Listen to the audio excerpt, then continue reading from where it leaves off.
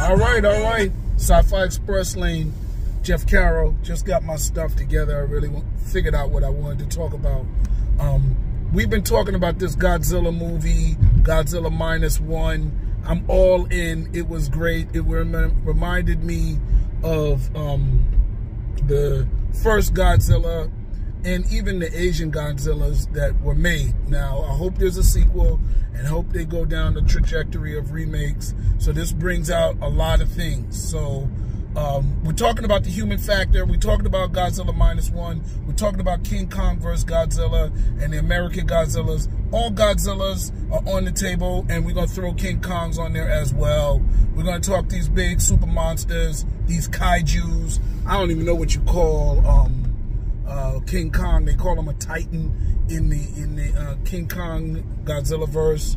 So yeah, all that is on the table. Okay, so welcome to the Sci-Fi Express Lane. My name is Jeff Carroll, science fiction pioneer, filmmaker, writer, comic book creator, you name it. So I'm going to go in. People saying, oh, it's the human factor that made Godzilla -1 so good. And while I liked it, I actually wanted a little bit more Godzilla action, but I enjoyed it. It did give me some silly scene energy. Like, I'm not going to spoil it, but I'm going to talk about it.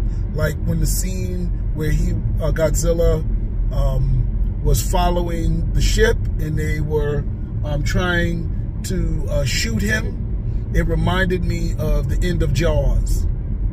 And you can't tell me that didn't influence the shot and the scene selection. That was definitely there. And I was like, oh my God, why is Godzilla swimming like this? But it was cool. I enjoyed the movie, you know. I actually gave it an 8 out of 10. So it wasn't perfect, but it was there. It was great. I loved it. I don't know why I give it an 8. Maybe I'll see it again and it may go up. I actually thought about giving it a 7.5 out of 10, but I gave it an 8. I think it just goes back to the action, right? And the thing that really made it, not saved it, because it was never in desperation. I like the way they showed Godzilla's growth, how he became a towering monster.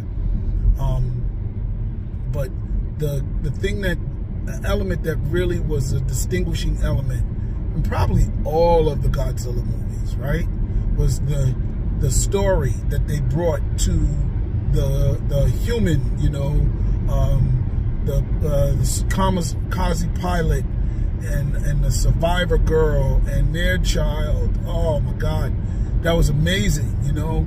I liked it. I think it was great. However, I'm gonna say this: the Godzilla vs. King Kong movies in the Godzilla verse give me what Godzilla -1 didn't give me, was Godzilla fighting, going crazy. You understand?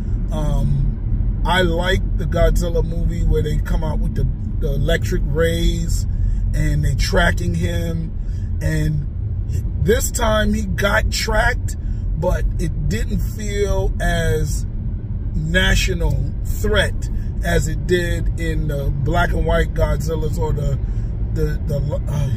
I don't know what to call them, but you know, before the CGI, when there was a man in the suit Godzillas, right?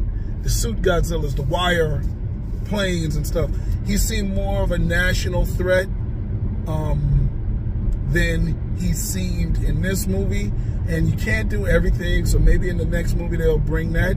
But I remember the laser trucks. I don't know where they got those from. Like, how do y'all just make laser trucks? So maybe they decided not to go with that because you couldn't figure out how to make a laser truck. But, you know, there was over years, so there was time in this Godzilla -1 that he could have focused and got some technology. But I liked that element. Now, people say, oh, all Godzilla vs. King Kong verse needs is a human story. Are you kidding me? They have had human stories. Each one of their human stories has taken away from the story, and they have my high, you know, they've had some nice looking people in it. You know, Godzilla vs. King Kong had homegirl escorting Godzilla, the little Asian girl around, and she was the King Kong whisperer, right? That chick I like her, right? They even put her in a suit. Beautiful eye candy. I don't want to see it. I'm not there to see that. I want to see King Kong swinging into the underworld, to the hollow earth. I want to see him fighting. You know, I want those fights. I'm happy that they gave me those things. You know, beautiful, right? Beautiful that they gave me, you know, some human story, but I'm there for the fighting. Now, it's very obvious in the first Godzilla movies that the human factor was a problem. Now, the first Godzilla, where he was fighting the giant roaches and they were trying to mate, that was just all around needed improvement. Everything needed improvement in that picture. But they got it right in the Godzilla with Rodan and Mothra. You know what I'm saying? The giant ship following, that was beautiful.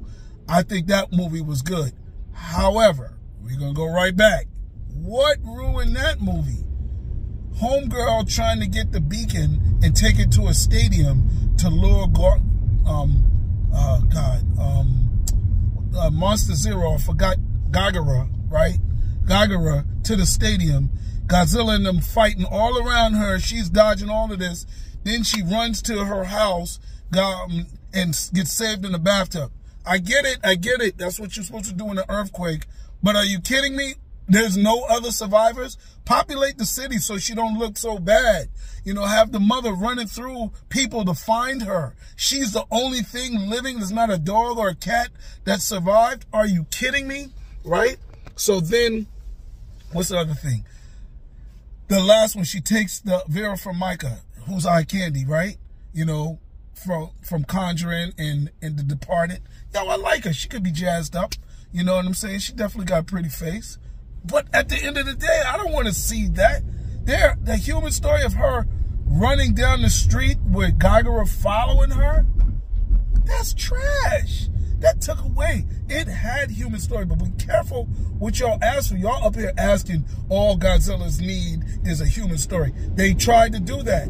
They tried to do that in the #1 with the first Matthew Broderick joint. Oh my God. That movie was, it filled the Godzilla thirst. We was thirsty for Godzilla, but come on, y'all. Come on. Are you kidding me? That human story was a distraction from Godzilla. So first of all, they tried to do Godzilla. It was so much. That was a train wreck. Even though I say this, out of all the movies that are train wrecks, I can still watch that movie for whatever. I have no idea. I just like seeing Godzilla. I didn't even like Lizard Godzilla. He was a lizard. I don't want lizard. I want man, human leg, giant thigh, you know, monster lizard Godzilla. Okay? I don't want bigger, slithering Komodo dragon lizard, right? So that movie failed on a lot of different things, right? But they had a human story, and it didn't save the movie, right? It didn't save. I gotta move out the way of the light, but it didn't save the movie. So what are we asking for? Then let's take Godzilla versus King Kong, or Kong versus Godzilla. Then you have the Kong Whisperer. They keep Kong in a big dome. I'm down with that. That's fine, right? An island trap, an island prison. Cool. That's all possible, right? Because this isn't Monster King Kong.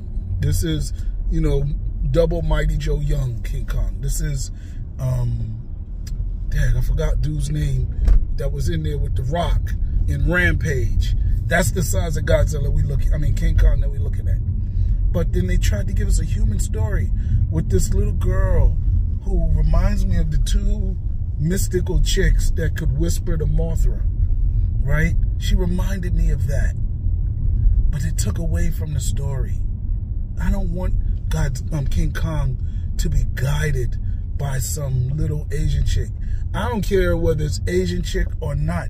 It could have been a white chick or whatever. I don't want that. I don't want a King Kong whisperer. It took away from the story. And it was a human element. She's human. That was beautiful. But I don't want it. I want to go back to the action. However, when it's done right, look at the human element in, what was the movie? Kong Skull Island, which out of all of them, probably even Godzilla -1, Kong Skull Island is my best, is my favorite. You know, Kong Skull Island had the human factor. So much it had two sides of the human factor. You know what I'm saying? It had dudes getting killed. Sorry about this. Dudes getting killed, right? Dudes getting killed by King Kong, and humans going at each other. So it had human on human drama. It had human on human drama and human monster drama. I like the dude trapped on the island. You understand? Every one of his jokes worked. That you can't get more human drama than that. Samuel Jackson, his ending was probably the best ending of Samuel Jackson in a movie, right? You can't ask for better. You did the best Samuel Jackson? Come on. So when we talk about human drama, I love Godzilla -1. I felt for the people, right? It is the type of human drama that you give to the story.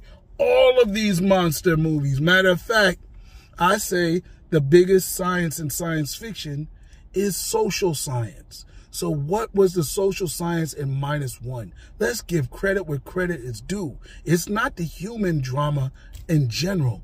It is the story in the story. We felt for the people that were bombed in Hiroshima, Nagasaki. And that was the elephant in the room. They didn't really mention it as such, but they did. They didn't even mention the West. They was like, forget it. We're not going to give them credit for making Godzilla and starting all of this other stuff. But they just talked about the bombs being dropped. And that was it. They didn't even mention the United States like that. And then we felt for these people because it is a tragedy. And that's what the story brought. So yeah, it was human drama. It was a love story. It was a parenting story. Do you understand? It was a compelling story. It wasn't just a human story. That is trash just to say, oh, all you need is a human story. No, it was the type of human story that story without Godzilla would still be a good movie. Now, why do I say Kong Skull Island was better? Easy, easy. You take, and this is what they need to do for Godzilla -1 or Godzilla -2 or whatever they want to call it. They need to keep that human drama. I don't know how they're going to continue it.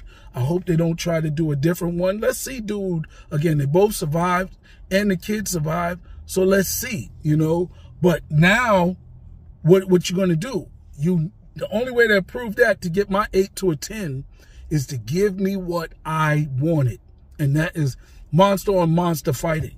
Give me Godzilla has to now come back and be the hero that he's supposed to be. He's a god. He's not a menace. You understand? And Kong Skull Island and Godzilla Monsterverse corrected that because they had gotten it wrong in the Matthew Broderick Godzilla. So now in this Godzilla -1, do we know if he's good or bad? No, but he might be a message from God, right? Or the universe, or from Earth, whatever the heck they're making him in the Godzilla -1 verse. But they're making him something. And whatever that is, that's what he comes back and he handles. So, if there's Mothra or the Smog Monster was good. I don't mind seeing that in again. If I don't know which one. I don't want to see Mega Godzilla yet. I don't want to see that. I don't mind seeing any of the other monsters, but the Smog Monster or he fought another Godzilla monster. Bring that. One of those, you know, but he needs to come back in the sequel as a savior of Earth, or savior of Earth. So anyway, that's it. Like, subscribe, share, comment. Yes. Yeah, like, subscribe, share, comment. Deuces.